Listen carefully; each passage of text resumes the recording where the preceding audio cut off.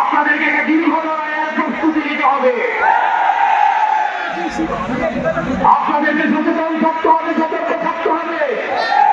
আপনারা দেখেছেন মাইলস্টোনে যখন অনাকাঙ্ক্ষিত ঘটনাটি ঘটেছে, আমরা ভেবেছিলাম প্রতিবাদের পতন হয়েছে, কিন্তু আমরা দেখতে পেলাম মাইলস্টোনের ঘটনাকে পুঁজি করে আবার আওয়ামী লীগ পুনর্গঠিত হচ্ছে।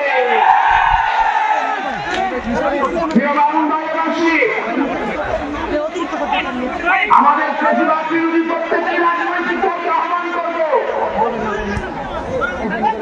বাংলাদেশের স্বার্থে, আপনার রাজনীতির স্বার্থে, বৃহৎ বাংলাদেশের স্বার্থে প্রতিবাদ বিরোধী প্রত্যেকটি রাজনৈতিক দলকে ঐক্যবদ্ধভাবে আওয়ামী লীগকে মোকাবেলা করতে হবে।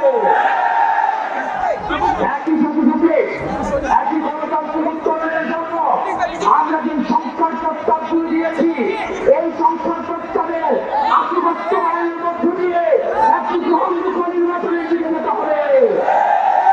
সেটির পূর্বে বিশ্বমান বিচার এবং সংস্কার নিশ্চিত করতে হবে।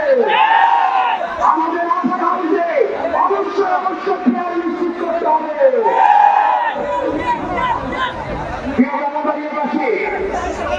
আমাদের অতীতের শাসকরা আমাদের একটা ভঙ্গুর স্বাস্থ্য ব্যবস্থা দিয়ে দিয়েছে।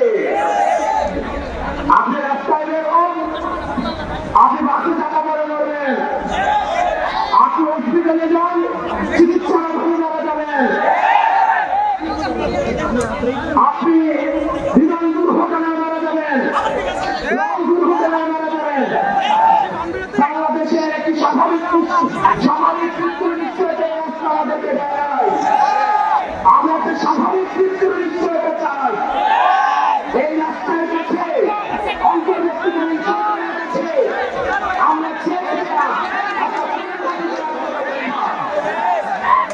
দুঃখজনক বিষয় হচ্ছে আমাদের সাবেক স্বাস্থ্যমন্ত্রী,